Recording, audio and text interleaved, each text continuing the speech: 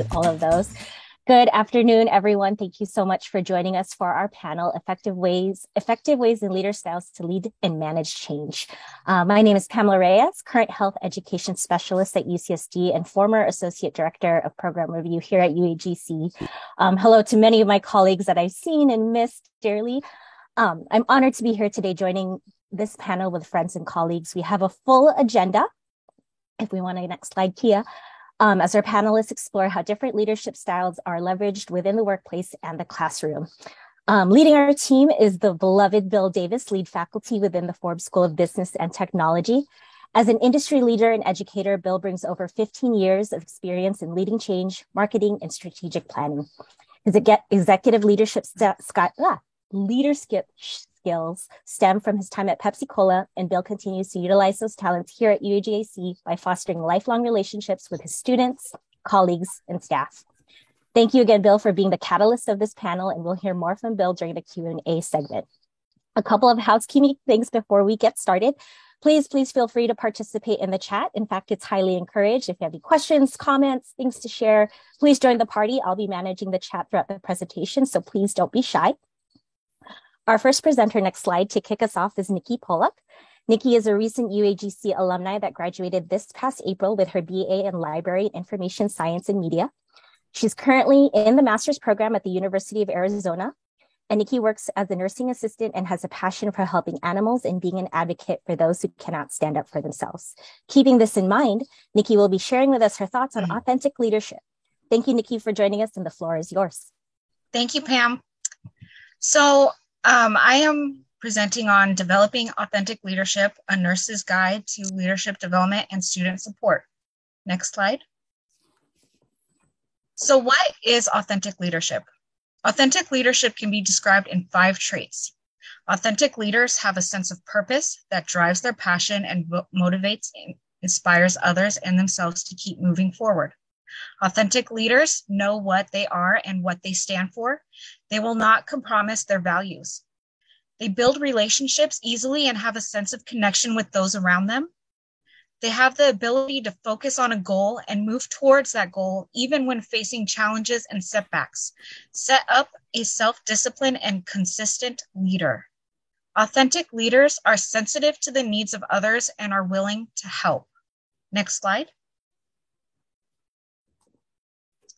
Many students seek out higher education because they feel a sense of purpose or calling. Nurses and students alike enjoy working with their patients and their families to strive towards one goal, that's getting better and going home. Nurses see the value of life-saving measures to help their patients continue to live. A nurse makes a promise to care for their patients and take the right steps and carry out the hospital policies and procedures for life-saving measures. Often these values and morals are reflected in the type of care nurses give to their patients. A nurse must build a base of trust among their patients. It is important to understand every aspect of the patient's condition in order to save their lives. In some cases, these real-world scenarios don't always go as planned. Patients do lie to their caregivers, and it makes a nurse's job difficult. In carrying on, nurses show sacrifice and service. They also take time to teach their nursing students how to carry out the sometimes difficult duties of being a nurse. One thing a nurse and their students always have is compassion for their patients and their families. Student nurses may not fully understand or realize the burden that comes with being a nurse. It is up to the already experienced nurse to help the student cope with these new feelings and express their compassion for their patients in a healthy manner. A more experienced nurse will always help a nursing student cope with grief by simply guiding and leading them. Next slide. Self-awareness is one of the first places to start practicing authentic leadership. Self-awareness includes an understanding of strengths, weaknesses, values, morals, and perspectives. However, self-awareness also includes not just being aware of weaknesses, but also accepting them, which can be very difficult.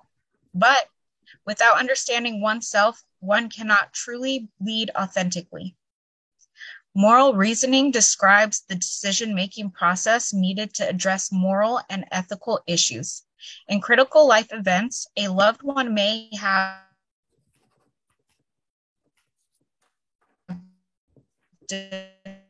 difficult time coming to side effects that may arise from those treatments. A nurse is sure of their moral reasoning and can help patients and family members to weave through those decisions together. Authentic leaders have strong moral reasoning and a desire to make a difference in the world. An authentic leader can not exist without followers. Therefore, it is important to get to know who is following them. The authentic leader will strive to develop relationships in order to help encourage the followers, the goals, and in turn, the follower must trust their leader. This is why it is so important to show respect for others and work through differences, and also realize that everyone, including the leader, has flaws and mistakes will happen. The development of the leader and follower relationship is vital to the leader's development. There is always room for improvement, especially in the learning environment. Student followers must feel supported and valued, safe and heard. If these needs are not met, an authentic leader can fail, and those followers, supporters, by supporting out and improving a work-life balance. An authentic leader can improve motivation and decrease stress. This will leave room for improvement, ultimately lead to greater learning efficiency, better quality work, and more attentive and service-oriented care. Lastly, one must always take into consideration their own psychological well-being. An authentic leader may focus on putting others first, especially when it comes to care of patients and supporting student growth and development. Ensuring that authentic leaders' own needs are being met must take priority as well. Psychological needs can be anything from getting enough sleep, eating healthy, keeping hydrated, getting the right amount of exercise, and making time for themselves and their family or friends. Putting an authentic leader's psychological needs on the back burner can be detrimental and therefore must be made a top priority in continuing to achieve an authentic leader's goals. Next slide. To end my presentation, I'm going to quote Bill George, who is an active labor and political leader. He states that leadership is the sum total of who you are. Leaders are developed, not simply born, and we can all develop ourselves to be able to guide others. Anyone who follows their internal compass can become an authentic leader. Thank you. Next slide. Awesome. Thank you so much, Nikki. Up next, we have Domingo Jean. Domingo is an assessment coordinator here at UAGC and brings with him a wealth of experience and knowledge. As a former Marine and college basketball professional, Domingo has worn many hats, including serving as a marketing coordinator, office manager, sergeant, and even has rubbed shoulders with Hollywood and working with Amazon Studios. He will be sharing with us his leadership experience from a military and academic perspective. Thank you, Domingo, for joining us. The floor is yours. Thank you, Pamela. So, add the boots into the classroom. Sounds familiar, right? You know, add the frying pan into the fire. Well, for active duty students, this is very much true. As an active duty service member, you're on call 24/7. With all the wonderful resources that the military provides, for educational purposes, our active duty students must juggle a multitude of obstacles, whether it's their personal lives, leading young men and women under them, professional military development, all while they try to pursue the degree. Today, what I will discuss will be the expectations, obstacles, and determination of active duty students as they strive to achieve academic success. I'll also discuss the development of and what it means to lead with intelligence, empathy, and compassion. Next slide, please. Striving for academic success. As we all may not know, service members have critical skills and experiences that have the potential to give them a leg up in the civilian workforce. Unfortunately, what we do know are some of the conditions that they come from, such as single income homes, immigration, and being the first degree seeking individual in their family. Some of the reasons why active duty students seek education include promotion incentives. Some may want to earn a commission to become an officer, preparing for the civilian workforce, or simply looking for a better life for them and their families. Now, for our current and future active duty students, improvise, adapt, and overcome. It is often said the best plans are only good until initial contact with an adversary. Well, in this case, essays, exams, maybe even discussion boards. As an active duty student, you must understand that it will not always be smooth sailing. You will have deadlines during deployments. You will have an exam while you're on ship in the middle of the Pacific. You will study until 2 o'clock in the morning, only to wake up 3 hours later for formation. Your journey to earning a degree mustn't be taken lightly. Use the resources that you have at your disposal on base. Improvise and adapt. Be sure to be flexible and creative. Understand that doing something new and/or uncomfortable that many of your peers don't understand will only allow you to develop a new skill that you may have thought to be unachievable before. Overcome. Push through. Have confidence in yourself and your work. Do not allow your peers or circumstances to dissuade you in your pursuit of your degree. Now, we all know about Murphy's Law, right? Anything that can go wrong will go wrong. Being accepting and willing to pivot when needed will not have the desired effect if one does not put in the work in beforehand. Understanding the different avenues of approach that will be available once an obstacle has been met is absolutely vital. The importance of transparency with instructors in command. With our culture of care here at UAGC, our faculty understands that the military life has its ups and downs and issues may arise. Ensuring that you have an open dialogue with your instructor and command is absolutely paramount. Whether you have an upcoming exercise or deployment, be sure to provide your instructor and command with adequate information in advance. Dealing with your command can be an issue all by itself. You can come across individuals who may not value education as much as you do. I can't express enough how important it is to develop and cultivate a good relationship with you and your command.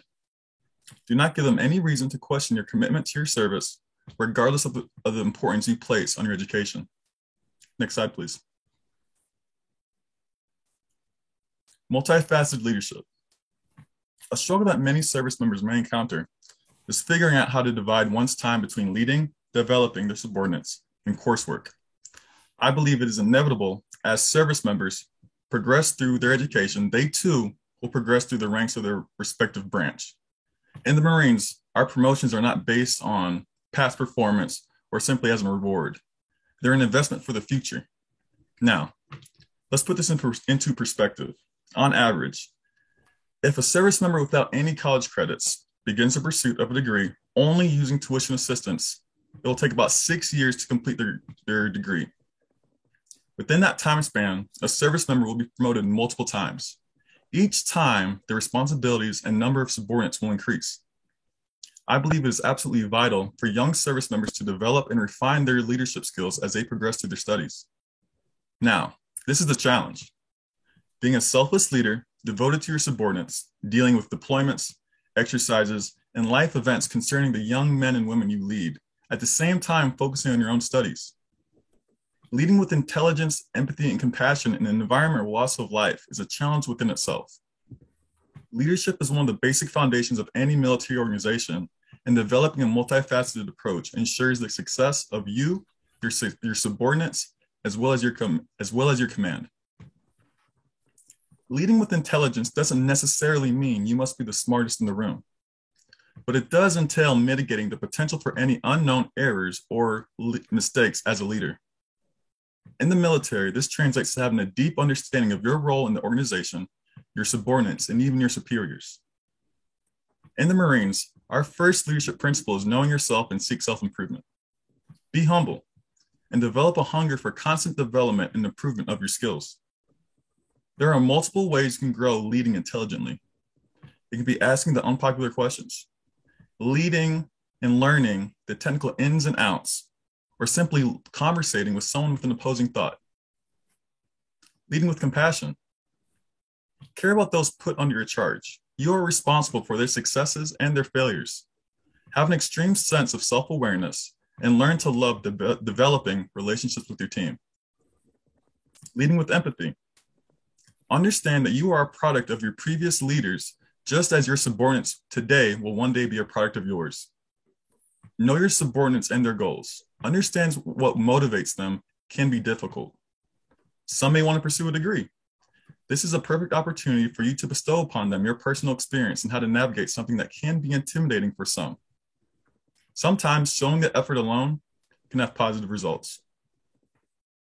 Why should leaders care? In my personal experience, I strove to see myself within my subordinates, regardless of our differences. In doing so, you create a culture where you learn to lead with the best intentions. Leading with love incorporates the entirety of this multifaceted approach.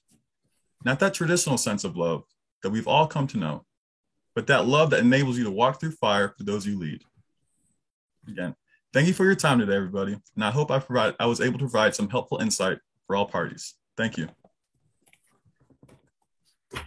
Awesome. Thank you so much, Domingo. Our final presenter before we head into QA is Kia Salvaggio. Kia is the current student in the BA in Project Management with an emphasis on sustainability management. Kia has been the team captain of our panel, and her expertise in leadership has shined throughout our planning and creation process. Kia currently serves as Chief of Staff and focuses on understanding team dynamics, effective leadership, and change management. She's passionate about always learning and growing, and will be sharing with us her perspective on authentic leadership. Thank you, Kia, for joining us, and the floor is yours. Thank you, Pamela, and hello, everyone. I'm very excited to be here today. I actually had a moment last week where I had to put inclusive leadership into play in working with my new team as a Chief of Staff. A big part of being inclusive is really being able to understand the differences between everyone. And as I notice in the workforce right now, there's a large emphasis on diversity, equity, and inclusion. And I think it's important for us to understand how we can start to foster what DE&I looks like in the classroom. So as our students go into their careers and beyond, they'll be able to harbor those characteristics throughout the rest of their life. So I wanted to start off by really trying to help everyone understand what inclusive leadership is. So there's 6 signature traits that come around inclusive leadership, visible commitment being one of them. When an inclusive leader has visible commitment, they are having an authentic commitment to diversity, they challenge the status quo, and they hold others accountable and make diversity and inclusion a personal priority. Humility is second. Inclusive leaders, they are modest about their capabilities, they admit mistakes, and they create a space for others to contribute. Following humility is awareness of bias. Inclusive leaders show awareness of personal blind spots, as well as flaws in the system, and they work hard to ensure that there's mediocrity between all of that. Having a curiosity about others, inclusive leaders demonstrate an open mindset and a deep curiosity about those around them. They're listening without judgment, and they seek with empathy to understand those around them. Following that is cultural intelligence. Inclusive leaders are attentive to others' cultures and adapt as required. This can be a culture from a different country, but this can also be culture in the classroom and culture in the workplace. And lastly, effective collaboration. Inclusive leaders empower others, and they pay attention to diversity of thinking and psychological safety and focus on team cohesion. According to the Inclusive Leadership Handbook, an inclusive leadership approach appreciates diversity, invites and welcomes everyone's individual contribution, and encourages full engagement with the process of decision-making and shaping reality. The aim of inclusive leadership is to create, change, and innovate while balancing everybody's needs. Inclusive leaders value humans, and they recognize fundamental human rights and are cognizant of others' perspectives and complex system interconnections. They're also aware of the roles and responsibilities inherent in leadership structures and possess the courage to collaborate and be accountable for outcomes. So, applying inclusive leadership in the classroom, Child Education International notes that inclusion is now understood as a social justice-oriented approach to education designed to ensure every child's basic human right to individuality, culturality, and developmentally appropriate education. So when examining an inclusive education, it's also essential to understand the importance of equity. Equity and equality have 2 drastically different results regarding access, participation, and learning outcomes. Equality refers to treating everyone exactly the same way, while equity calls for ensuring every child has the proper support they need to grow and learn. Equity in education requires leaders to understand the unique challenges and barriers facing individuals and families and find solutions to overcoming those barriers.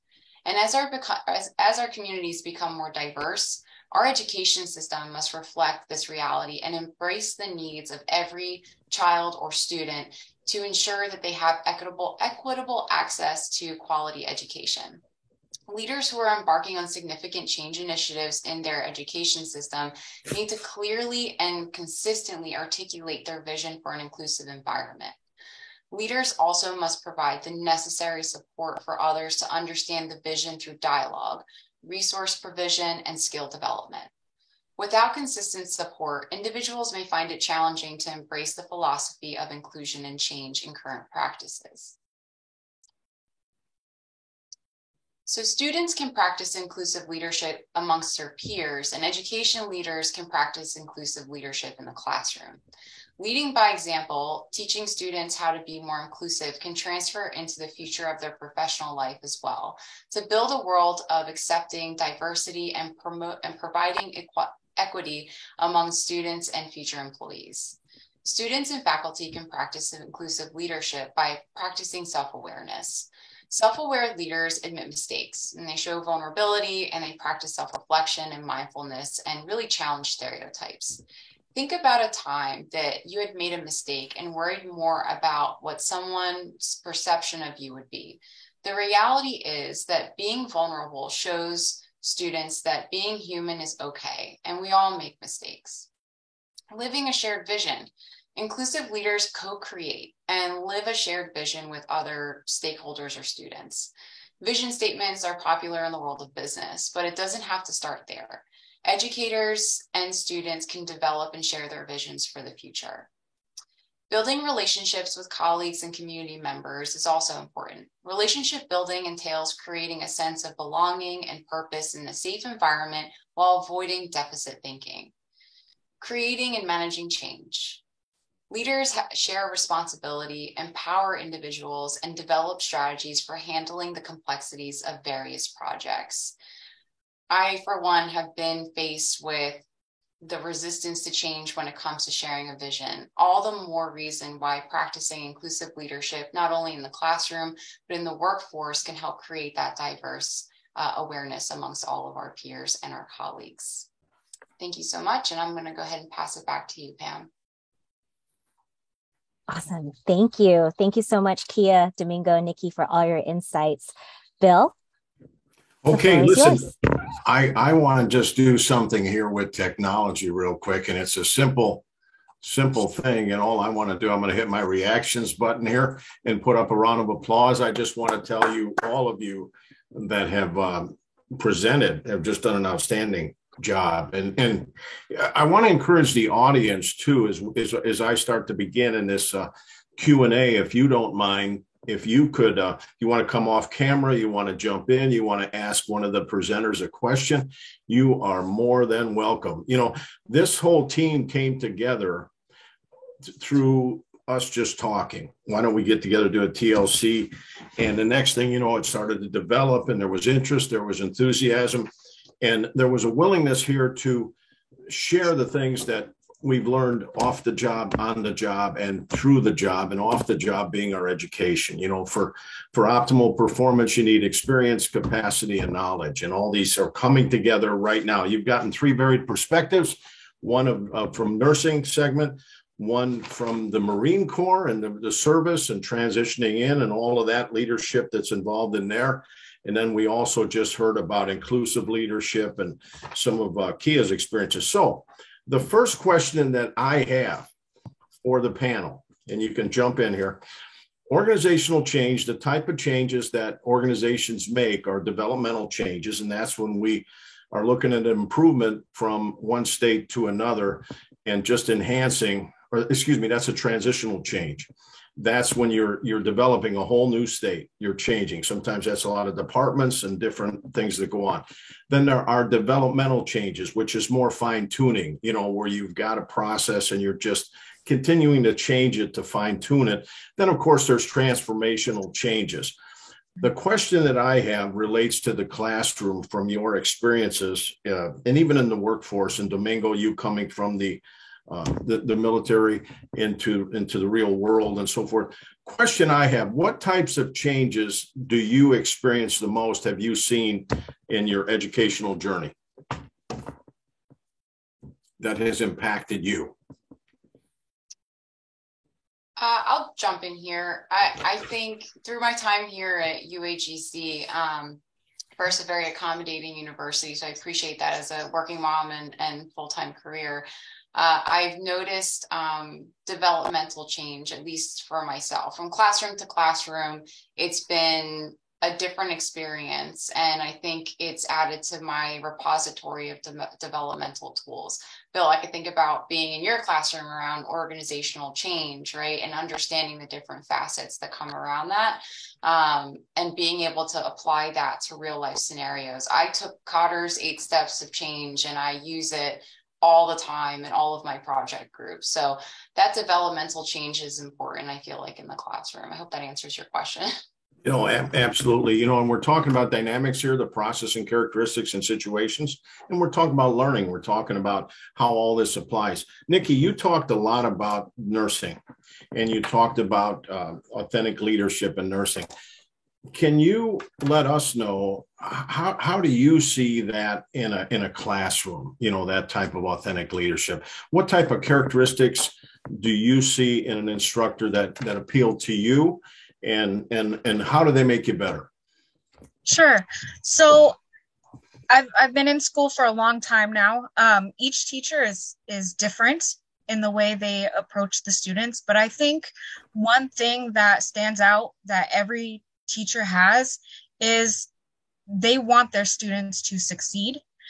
They know when their students are struggling and they reach out and help. And I think that is an authentic leadership. Students may not always want to come forward and admit where they are struggling or are having a difficult time. They may not be comfortable asking for help, and the teachers always know. And it's that type of leadership that helps the student feel more comfortable and will move on and embrace that change that they're going through, that difficult time that they're going through. So I think that's very important too. Absolutely.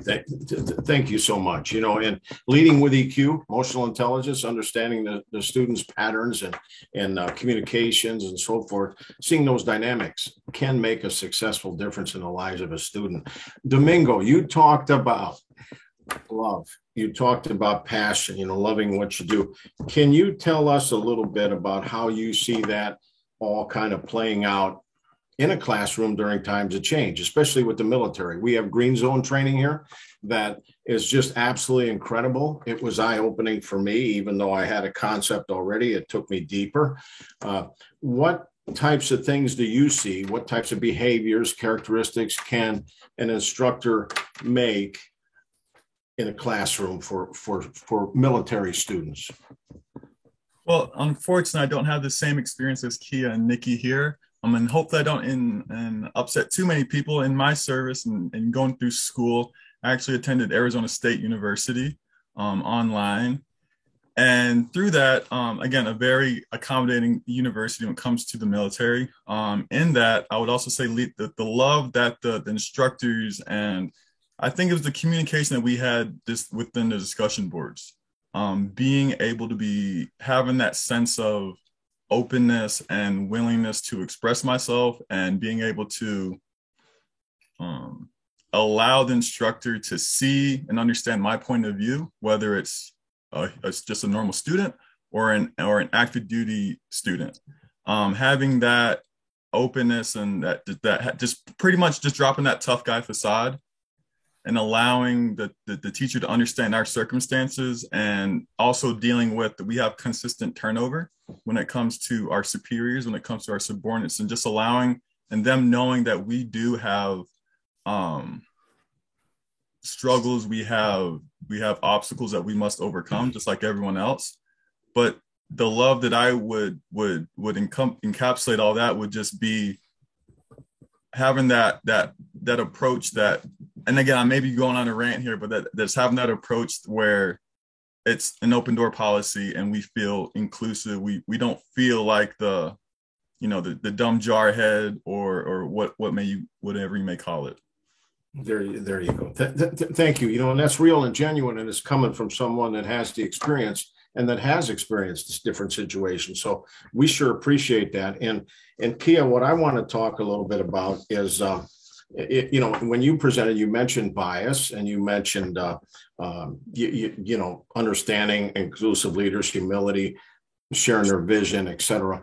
When you talk about, one saying that I've followed throughout my career is that good leaders understand the context and situation that they lead in. How important is that for an instructor to understand the context of what they're walking into? And how important is it for a student? And how would you coach a student that might be apprehensive? Yeah, absolutely. So I could speak anecdotally from my own experience in the classroom.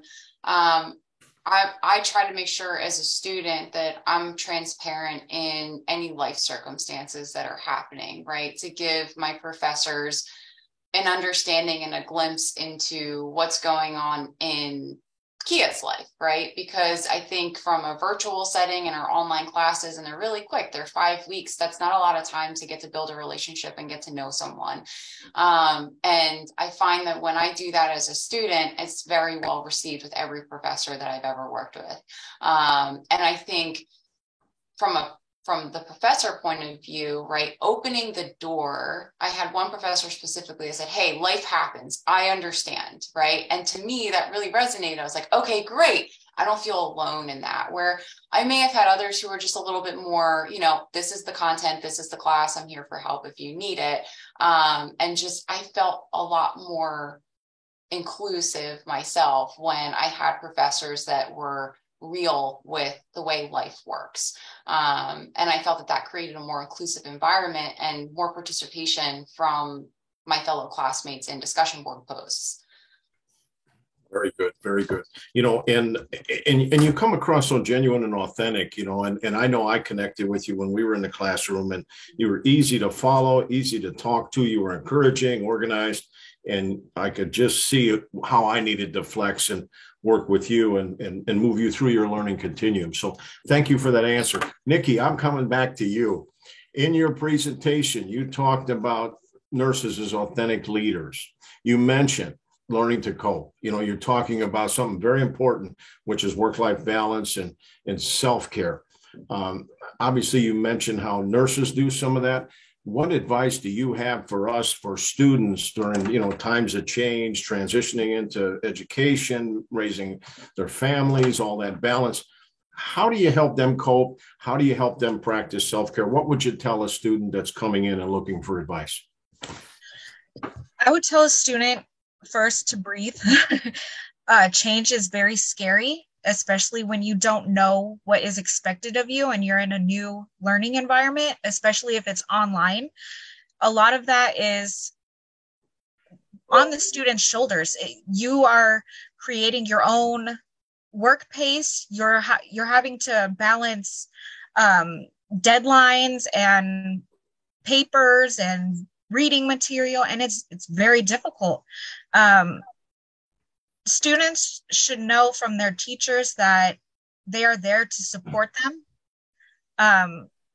I've had instructors help me balance my time, show me, okay, you don't have to sit down for hours reading and learning material. You can balance it out. If you have half an hour to get a chapter read or a paper written, take that time, but always make time for yourself. And I think if instructors can help balance that time for their students by pacing the work, then that'll help the students succeed. Absolutely. And I agree with you that role modeling, being a good model, talking the walk and walking the talk, and letting students see that you're not just talking it, you're walking it, and you're there to help. And I think that's so important. And I think that can work in nursing. It can work in a classroom. These are basic fundamentals. And I think you nailed that down. So thank you so much. Domingo, we're talking about balance. Military students have a lot of things to balance, couples roles, family roles, their own role in the military, all of that personal mastery, they're working toward goals. What type of advice would you want to give a military student that is striving, and one of your slides talked about striving for academic success, those obstacles, I'm going to call them all those variables. What do you say? You take someone aside that's coming in the military, he's going to have a one-on-one with you. What advice do you have for them? How are you going to tell them to manage it all? First off, I would ask them why. Why did you not only join the service, but why would you join the service and then can have that ambition to get your degree, earn your degree? From there, I would just tell them, based off what they would say, I would cater it towards, don't lose that reason for why you joined. Don't lose that reason for why you want to get your degree. Don't forget yourself, because there's plenty of opportunities whether it's obstacles, deployments, where you can lose yourself, where you have your peers, your command that may want to dissuade you, may tell you there's more important things in life. Like anyone else in life, we have to make sacrifices. In doing so, I think the very most, again, just don't lose that fire that you had at the beginning of everything, because it's going to be tough. It's going to be hard. And when you have that opportunity to walk across that stage, that's when all those emotions and all that rush, and you feel that all that sacrifice is worth it. All those staying up late, you may burn the midnight oil, you may lose some friends, but again, I think that the passion and the real reason, not for accolades or to be seen better than others, it's just the pure wholesome reason as to why you did it, and never forget that. Domingo, that resonates with me right now. Sorry, Bill, because I'm at the tail end of completing my degree, and there are just days where I'm like,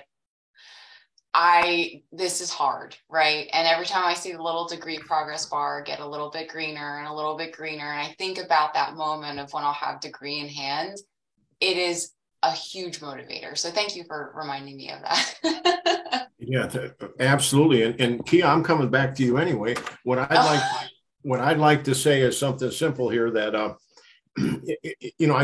I'm fresh out of teaching a leadership and motivation course that Dr. Misty Resendez and Aubrey have put together, and I absolutely love it. And one of the weeks there, we talk with students about be sensitive where you're at emotionally, where your emotions, because they drive your motivations. And then also they drive your behavior, and then they in turn increase your performance. So there is a chain there. So being aware of how you feel, and taking, as Nikki said, self-care and so forth, to get in that right emotional state so you can get out there and get at it, and balance it all. So, but that is just absolutely super advice. I applaud all of you. And here's my question for you, Kia. Let's assume we're in a classroom right now and you're meeting an instructor. How important are first impressions? I always used to say first impressions are lasting, bad ones last longer. So I used to always tell my teams, make a good positive first impression, right? a care impression. So when you look at the importance of vision, what does that look like for you coming in as a student in a classroom, seeing a highly motivated, very enthusiastic, extremely cooperative instructor that's sharing a vision? At UAGC, we have a wonderful vision: enrich students, empower students, support students, and graduate students, right? That's what drives me sometimes. So when I look at this, how important is a vision to you? Can you give us any examples of someone that provided a vision to you and help everyone here? Yeah, the vision is the guiding light. It's the beacon that gets the buy-in from our students, from faculty in life when it comes into the business world as well.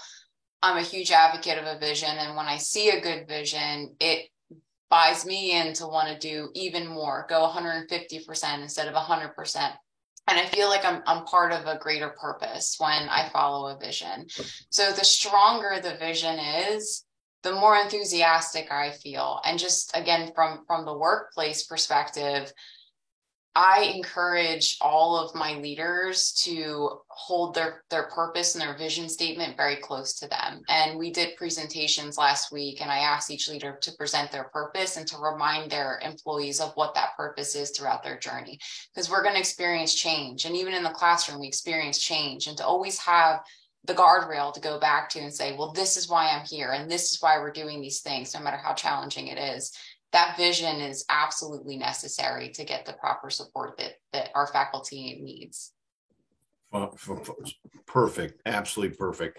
It does motivate us. I know visionary leadership, educators that, Domingo, I think you mentioned, we'll see you walking across the stage, that kind of thing. When I was going for my graduate degree, I remember I was having hip replacement in the last course or two. And I remember the instructor saying, Bill, you're fine. Turn this in. We'll be good. I'm looking forward to seeing you walk across that stage. That was enough of a vision. Keep it going. Here's one for you, for the whole panel. You can jump in. Stephanie Kilby would love to hear an example from the panel of a leader who inspires them. Who inspires you? Could be work, could be an instructor, whatever you want to. Tell us about some characteristics of that leader, if you don't want to mention the name. So I'll start. So right now I work at a LTAC, or long-term acute care hospital. Right now we don't have a lot of patients, but we have certain patients that just hit home, and they're our motivation to keep going and helping. I like to look at my patients as leaders because I'm working for them. They are my vision. Going back to Kia's question, they're my vision and my motivation. I have one patient who I just worked with her 2 days ago. She is an amazing person. She's going through a difficult time. When she first came in, she was on a ventilator, a feeding tube. She couldn't talk, and now she is talking. She's able to walk, and that's just amazing. Her drive to keep going is just, like I said, amazing. One of her leadership skills, I would say, is strength, encouragement. She's a fighter.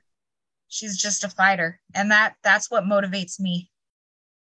You see the strength in people. You see the strength in leaders, and Yes. and that is such a great trait. And keep looking deeper and see the whole picture. And you're understanding that influence, that inspiration, that encouragement, and the wonderful things people do. You're all getting a lot of great comments in the comment chat as I'm looking, and I'm seeing one here from Elizabeth Kirschenbaum, and she says, great info and thank you for your service. So I think that one was meant there for Domingo and all of you. And then also too, a comment was made by Elizabeth. She said that sometimes instructors in a classroom, again, we're talking about learning and sharing best practices, will close their discussion posts so there's no interaction in that classroom.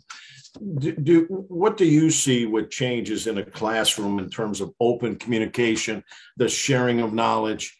On a scale of 1 to 10, do you like it? Is it super? Is it all going the way that it needs to go? Or do we need to change that some more? I'm just going to toss that out there and see what your thoughts are in terms of learning from each other, learning from your peers. How does that work for you? Feel free to just jump in. You don't need to give us a long answer, but maybe your perception of those things, if someone changes something like that.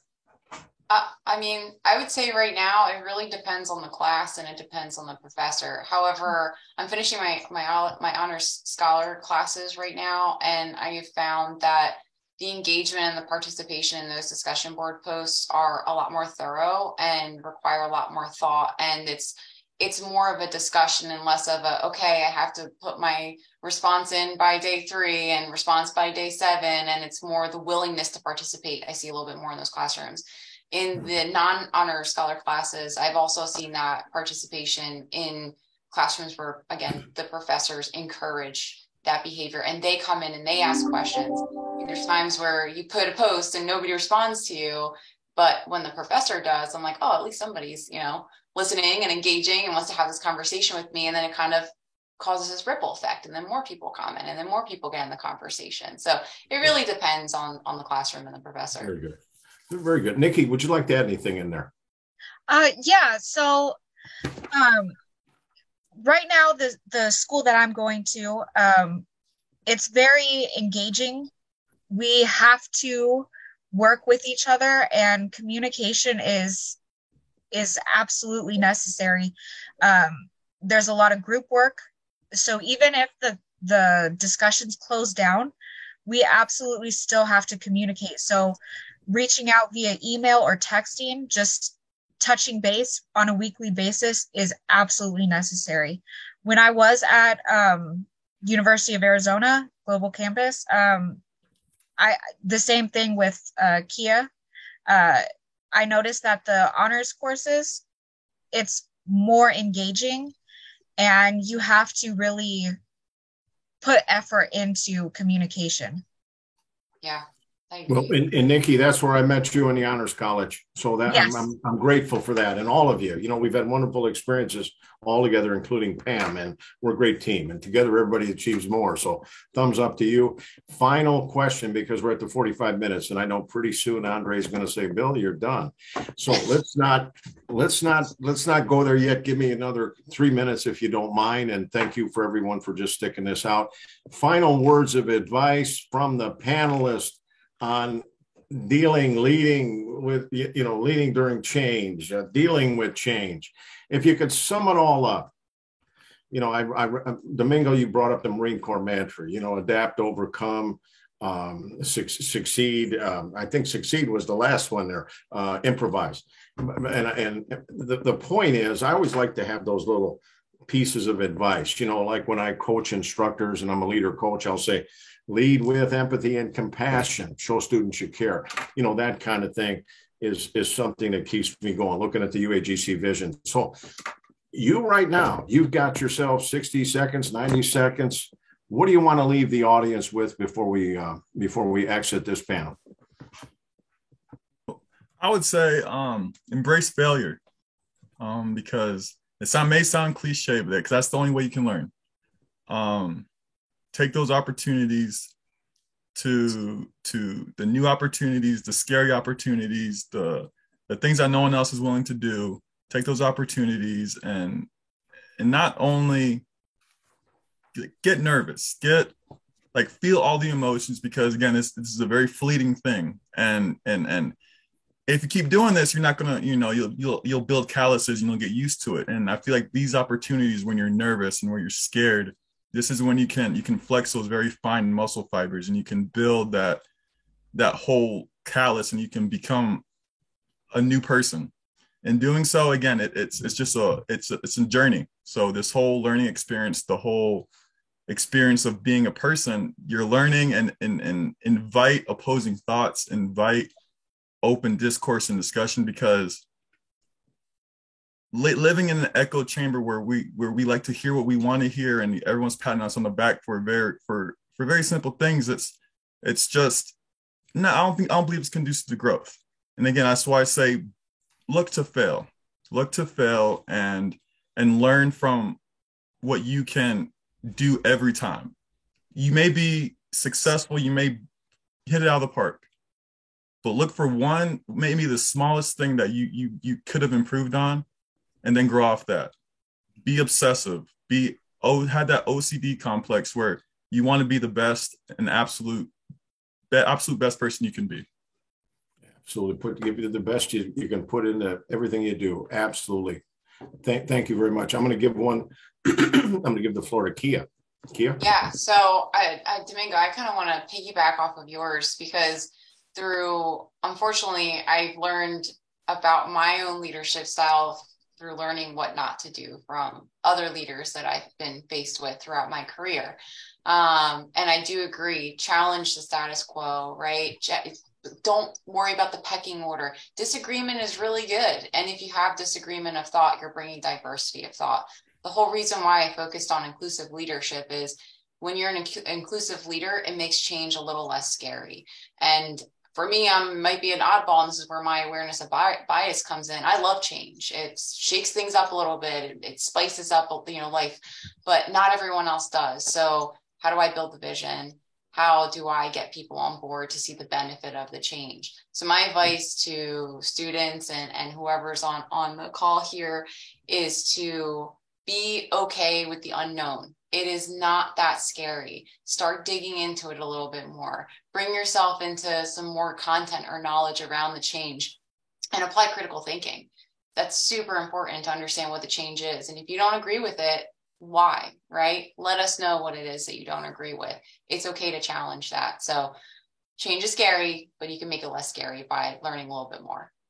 There you go. And you truly are flexible and adaptable, and all of you. And I've seen you flex back and forth and build capacity, and it's just so impressive and inspiring to be here with all of you. Nikki, I'm going to give you the floor. And Pam, don't you run away, because we're going to ask you to make a final comment in here too of advice for the audience, and then I'll close it out. So Nikki. So what I would say to students is, you have a goal. Don't be afraid to keep going. It's scary, but it's also so much fun. If you're struggling, just know that it's going to pass. Then a new day is going to come. You can't possibly know what's going to occur that day, but it's going to happen anyway. Just like any situation you may face, you don't know what it's going to entail. So embrace it, enjoy it, and just have fun. There you go. Make it fun. I have a motto. I've got a lot of them, right? I follow them. This is an old one about 30 years ago. Focus, work hard, keep balance, relax. Sometimes life happens, Murphy's Law, right? But never stop having fun, influencing positive outcomes and meaningful results. And you nailed it. Pam, you have the stage here. Oh my goodness. I'm going to close it out. No, thank you so much, everyone, for joining us. It's been a wonderful experience coming home for at least, an hour or two, joining this fabulous team and panel with your experiences, your knowledge. And I echo what Kia has shared, Domingo and Nikki. Change is scary, but it's something that needs to happen. I'm going through it right now, and I welcome it with open arms. And it's through echoing also what was in the chat. I think it was, I'm scrolling up. Lisa, someone said about, Nicole, success is a poor teacher. Absolutely. You learn more as you grow and you fail and you get better as a result of it. So thank you all for your candor, for your honesty, for your experience. I appreciate the time from the bottom of my heart. Thank you.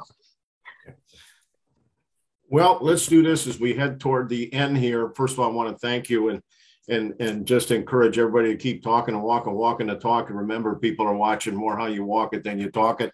The first way you establish credibility is through your words. The next is your action. So be inclusive in your classrooms, whether you're a student, promote that, the diversity, embrace diversity, and also as educators. So it has been an absolute honor and a pleasure. And let's just conclude with this. I don't know if everybody can do their buttons, but maybe the panelists can on behalf of everyone. I want to give everybody a round of applause again.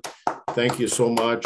I think you've added a ton of value here, and we're getting comments coming in here that are just wonderful. Maybe Andre, you can save the chat for us, and I can share this as a wonderful keepsake with our panelists, and we'll go from there. So we had good positive energy in here. Go and get your goals, and I salute you. Thank you. Thank you. Thank you. Yes, thank you. Thanks, Andre and Pam.